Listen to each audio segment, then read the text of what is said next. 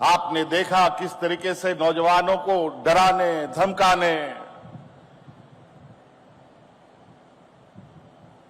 Media की तरफ से डराओ, बदनाम करो, उससे काम ना चले तो लाठी डंडा से मारो, गोलियां चलाओ, पैलेट गन चलाओ, घायल करो।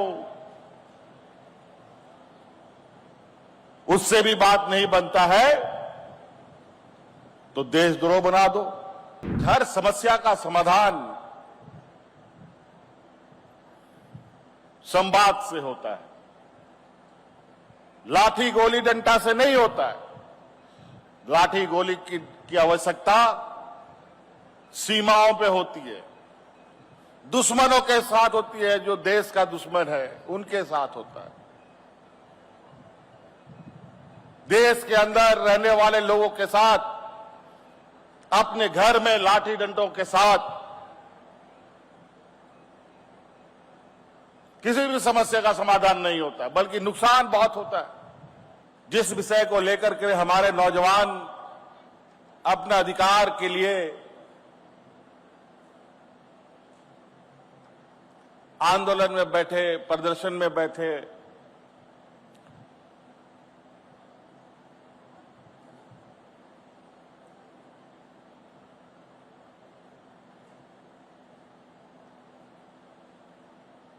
वो नौजवान हमारे सरकार के गतिविधियों से के वजह से ही वो आगे हिम्मत जुटा पाई है कि आंदोलन करें और हक अधिकार मांगे, क्योंकि हमने चोरी पकड़ ली है।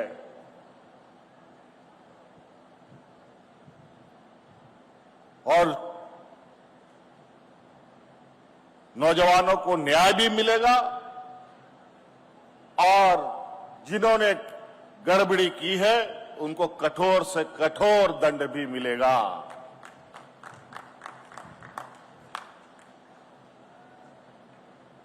आप विश्वास रखिए,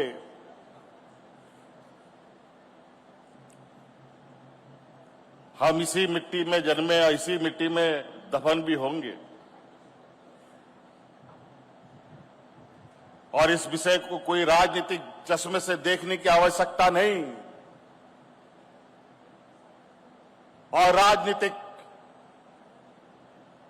छत्र छाया लेने की भी जरूरत नहीं है।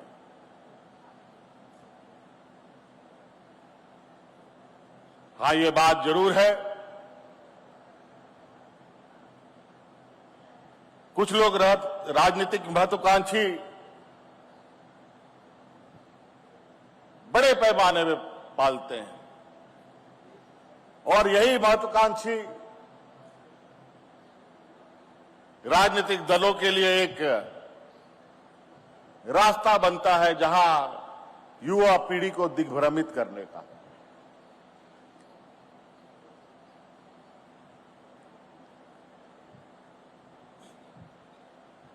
मैं विशेष रूप से नौजवानों से कहूंगा, न हमारी राजनीतिक छत्र छाया की आपको आवश्यकता है, न किसी और राजनीतिक दल की छत्र छाया की आपको आवश्यकता है। आप छात्र हैं,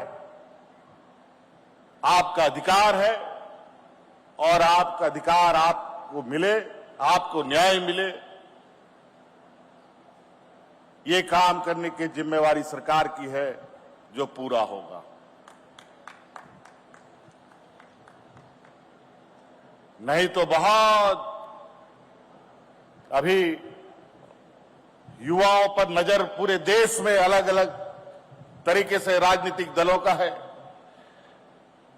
कैसे नौजवानों को झूठ सच बोल करके दिग्भ्रमित किया जाए,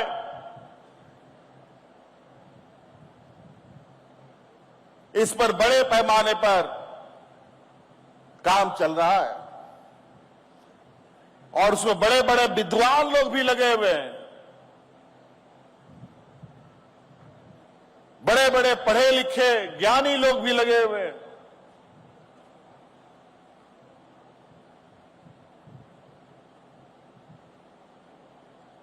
खेती बाड़ी किसान मजदूर का लोग नहीं,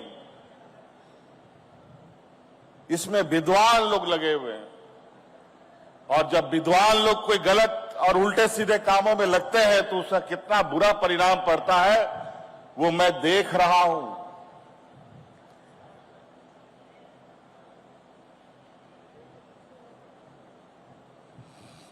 तो इसीलिए बिल्कुल स्पष्ट और निर्भीक होकर सरकार के पास अपनी बातों को लेकर आइए। अब हम सिर्फ आंदोलन के माध्यम से नई बातें सुनेंगे, बल्कि घर बैठे जो नौजवान अपनी बात सोचता है उसको भी अपने कानों तक में लाने का हम प्रयास करेंगे।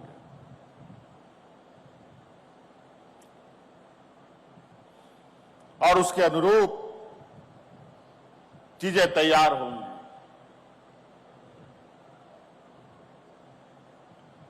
अलग अलग तरीके से अलग अलग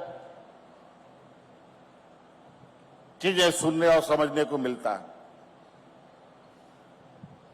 आपने देखा किस तरीके से नौजवानों को डराने धमकाने,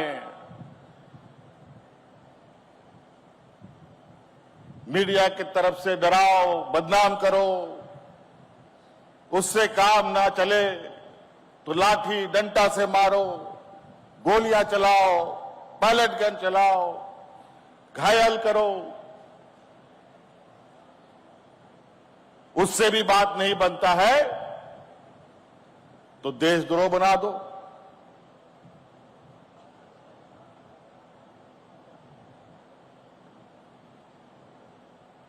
बाबा भीमराव अंबेडकर जी ने जो संविधान दिया है वो संविधान देश के अंदर रहने वाला हर एक व्यक्ति, चाहे वो अमीर हो चाहे वो गरीब हो, सबको समान अधिकार देता है।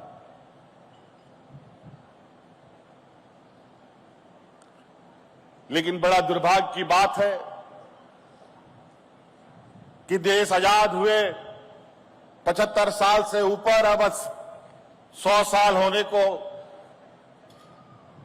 हो जाएंगे हम कुछ वर्षों में।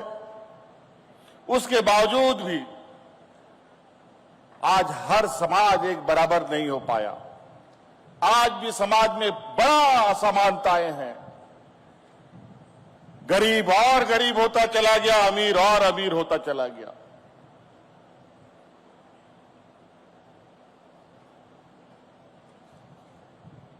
और ये असमानताएं जितनी बढ़ेंगी समाज के अंदर, देश के अंदर, राज्य के अंदर और भी तनाव बढ़ेगा।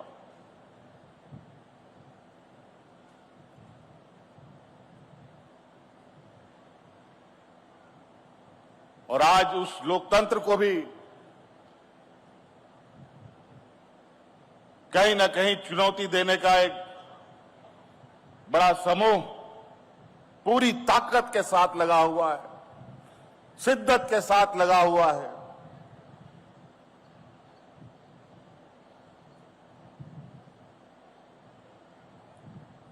लेकिन कोई बात नहीं, झारखंड सिर्फ झारखंड नहीं है, ये वीरों की भूमि है।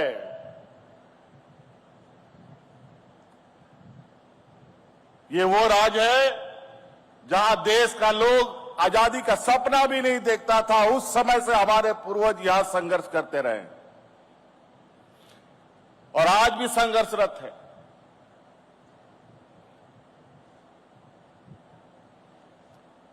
लेकिन आज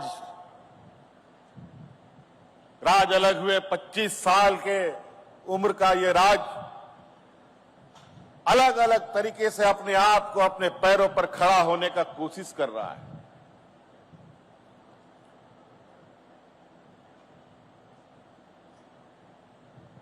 नहीं तो इसको एक चारागाह के रूप में पूरा राज, पूरा देश देखने का काम किया। आज जब इस राज को और इस राज में जब ताकत आते देख कई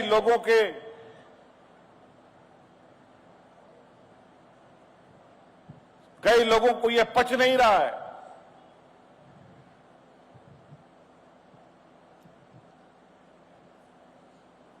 कभी चेहरा छुपाकर, कभी चेहरा बदलकर, कभी पर्दे के पीछे आकर के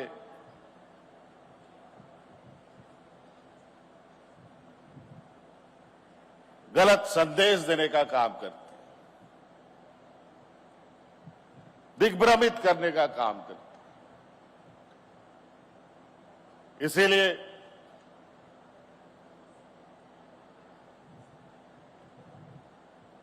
हर चीज, हर समस्या का समाधान संवाद से होता है, लाठी गोली डंडा से नहीं होता है। लाठी गोली की आवश्यकता सीमाओं पे होती है, दुश्मनों के साथ होती है, जो देश का दुश्मन है उनके साथ होता है। देश के अंदर रहने वाले लोगों के साथ, अपने घर में लाठी डंडों के साथ किसी भी समस्या का समाधान नहीं होता, बल्कि नुकसान बहुत होता है।